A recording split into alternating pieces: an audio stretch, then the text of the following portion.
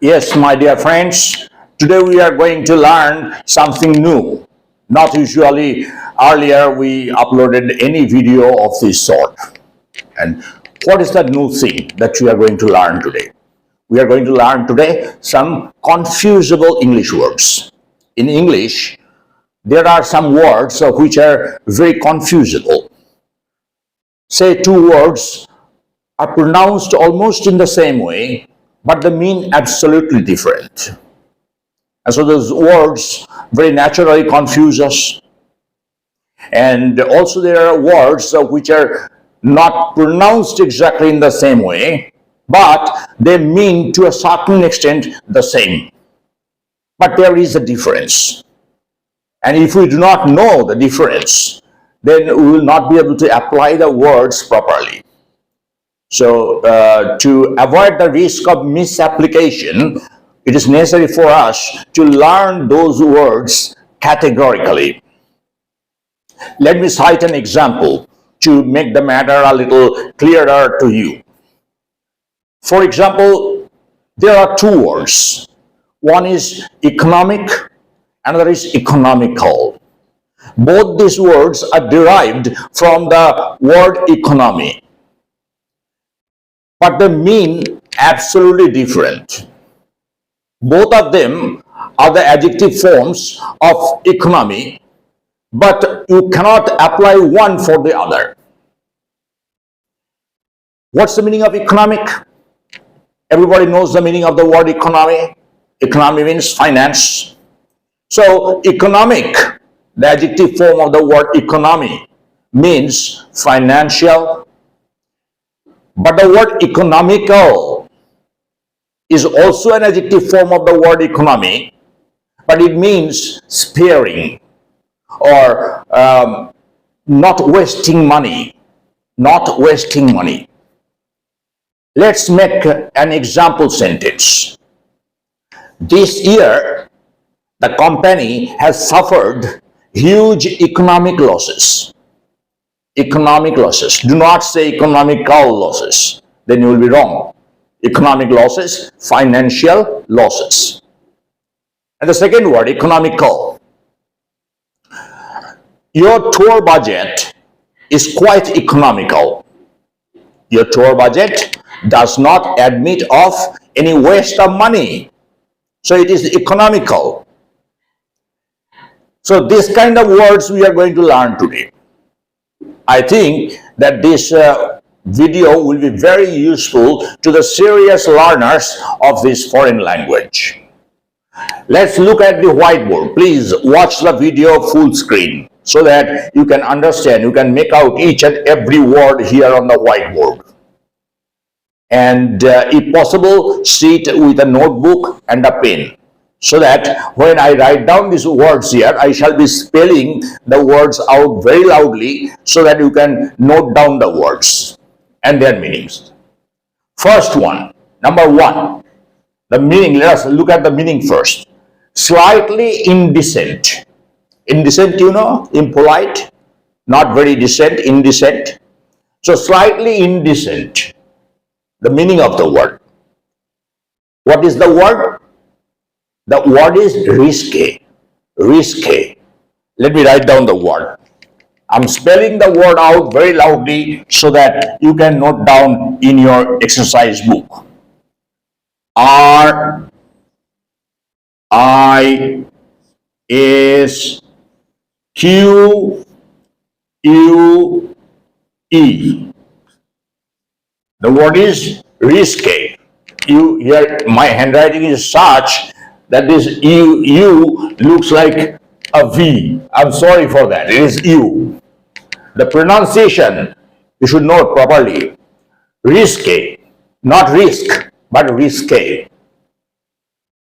The meaning is slightly indecent. Let's look at the example sentence now. He told a rather risque joke. A rather indecent joke, slightly indecent joke. Indecent, why? Because the joke includes some insinuation, a sexual insinuation. And for that reason, it is risque. No girl likes a risque joke. The word is risky. So next word, I think by now you have been able to guess what is going to be the next word. You are right. The next word is risky. Let me write down the word. R-I-S-K-Y.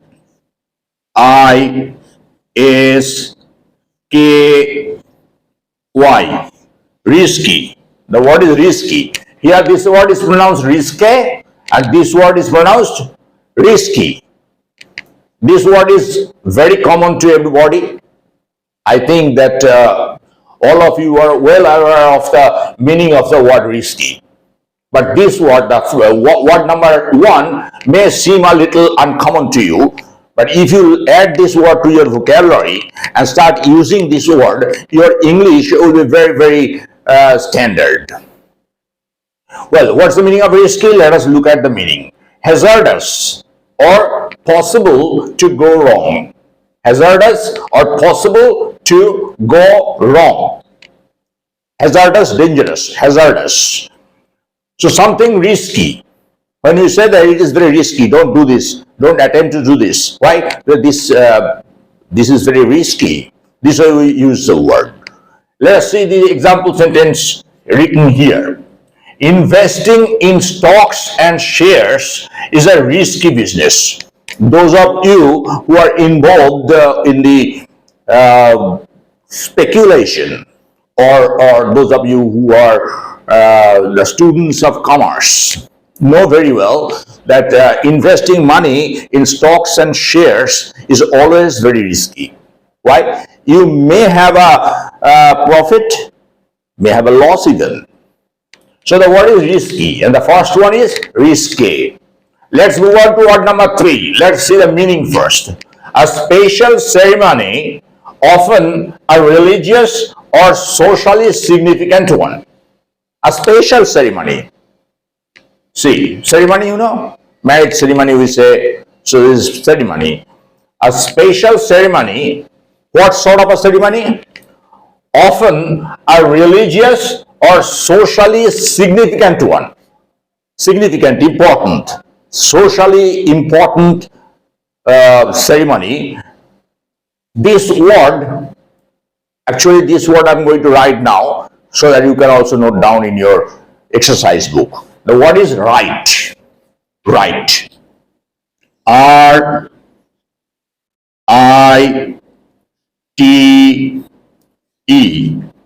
Right. This word you must have seen in different contexts. Say, last rites. Last rites means when a person is dead, the person is taken to the cemetery, there is a graveyard, burial ground, or to the cremationary ground, and there the last rites are held. Last rites are held. So why the last rites? Special ceremony. It's a special ceremony, and it is religious. In every form of religion, there is this particular rite. Whether you talk of Hinduism or you talk of Christianity or Islam, everywhere this kind of rites are there. After the death, the cremation is a kind of ceremony, and that's a rite. So what is the meaning written here? I have already told you, let me repeat this. A special ceremony, often a religious or socially significant one. Now look at the example sentence. The Aborigines, it is pronounced Aborigines. The Aborigines means the natives. The Aborigines undergo rites of initiation at puberty. Puberty means adolescence. Adolescence. That is the teenage. Okay? So the example sentence is the Aborigines undergo rites of initiation. They are given a rite of initiation or rites of initiation when they are adolescent. This is their ritual. In Islam also, there is a kind of ceremony at the time. There is a kind of rite when the child grows up, not of course adolescent, a little in the infancy of the child. When the child is a baby, then a kind of rite is given to that baby, and that is called in English circumcision. The baby is circumcised, and that is the initiation of the baby into that particular religion. The Brahmins also have this, Hindu Brahmins. When the boys reach a certain age, then they are given a rite of initiation, and that is called the sacred thread ceremony. Those of you who are Brahmins know this very well. So that's called rite. Then what is going to be the next word? Can you guess the next word? I think you can. The word is ritual, which is derived from the word rite. But there is a slight difference between the meaning, of rite and the meaning of ritual. Let me spell the word out loudly. R I T U A L. Ritual. So rite and ritual, these two words make a pair. The meaning of rite and the example sentence I have already explained to you. Now the word ritual. What's the meaning of this? The prescribed formula, okay? Or established procedure. This word is pronounced procedure, okay? Do not pronounce this procedure. Procedure sounds very odd, very strange. So the pronunciation of this word is procedure. Established procedure for carrying something out, usually formally. For example, when a puja is held, puja ceremony in our country, then there are certain rituals. The priest goes through certain rituals, and all of us know that every occasion, every festive occasion or every religious occasion has its peculiar, typical rituals. So that is the meaning of ritual. The prescribed formula. There is a prescribed formula. The priest, when the priest worships, the priest follows a certain prescribed formula. If two priests worship the same idol at two different places, if you are present, you will see both of them follow this prescribed formula or established procedure. And that is the ritual. Let's go through the example sentence. The ritual of the Orthodox Church in some way resembles means looks like, resembles that of the Church of England. That means the Orthodox Church holds holds some rituals which are similar to the rituals performed by the Church of England. So that's called ritual. There are different rituals. At a marriage ceremony, you will see certain rituals are there. At a puja, some different rituals are there. The rituals are not the same. So those are rituals. But the occasion that is held is a rite. Very natural. R-I-T, rite. When the puja is being held, that's a rite. Religious rite. Being held at your house. But when the priest starts worshipping, priest goes through certain rituals. Alright? Let's move on to number 5. Number 5 and 6 make a pair. The meaning of number 5 is to remove something or eliminate something completely.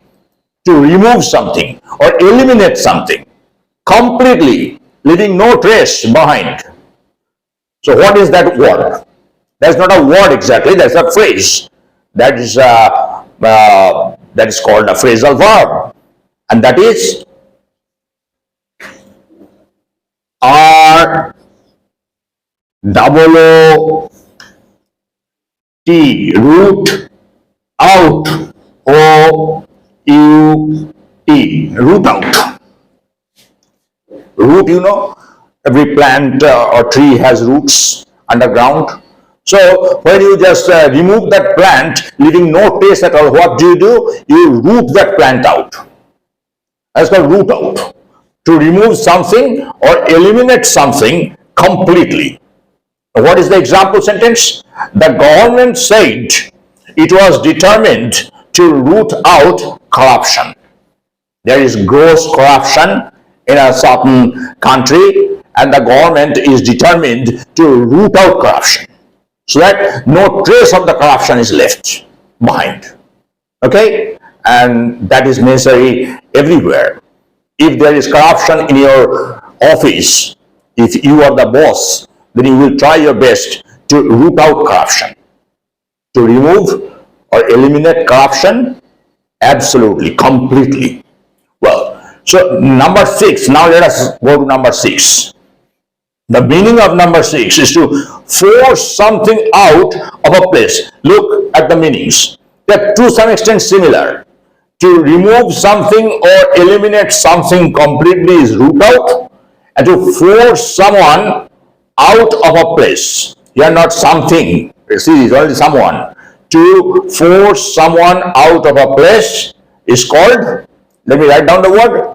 The word is, that is also a group verb, that is rout out. Let me write.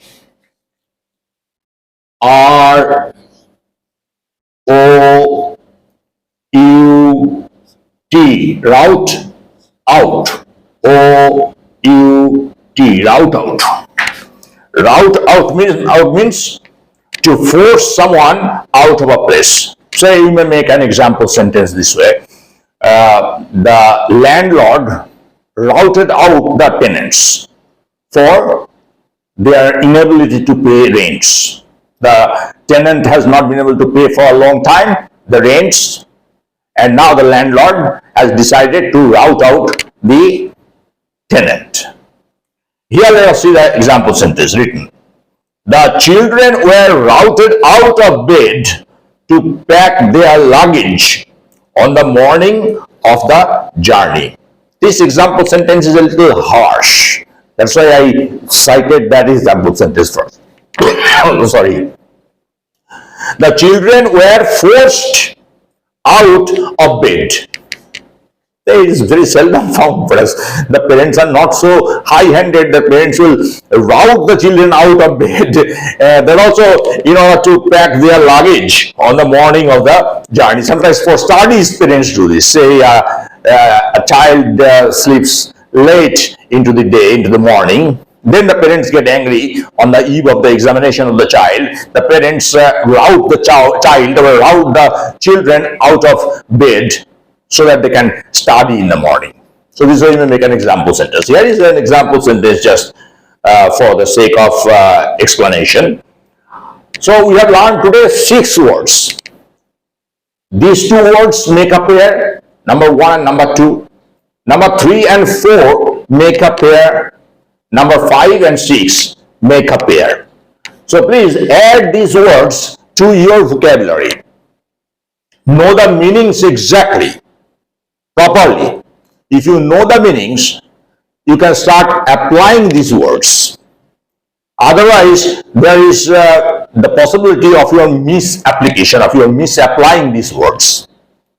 So it is better for us to remove any sort of mistake from our English, because mistakes, especially silly mistakes, spoil our own language that we are speaking. Okay? So I think I have been able to give you something new today. I shall try my best to give you many more similar words so that your vocabulary is improved, to level your vocabulary up. Every day I am trying, but today also I have tried. And if you like this lesson, please write down in the comment box so that I understand that yes, the viewers, my friends, my dear beloved friends, like this video, so I should make many more similar videos. Those of you who have not yet subscribed to this channel, please do subscribe to this channel. It's my earnest request to you. If you like this video, give me a like. If you dislike this video, give me a dislike. I won't mind, because in fact, my job is to give you something worthwhile. give you something valuable. So, if I fail to give something valuable to you, you must give me a dislike. I know that. That is very logical. But if you give me a dislike, please write down the cause, the reason for the dislike. I shall be then very much obliged. Thank you very much. See you again in the next video session. Bye-bye.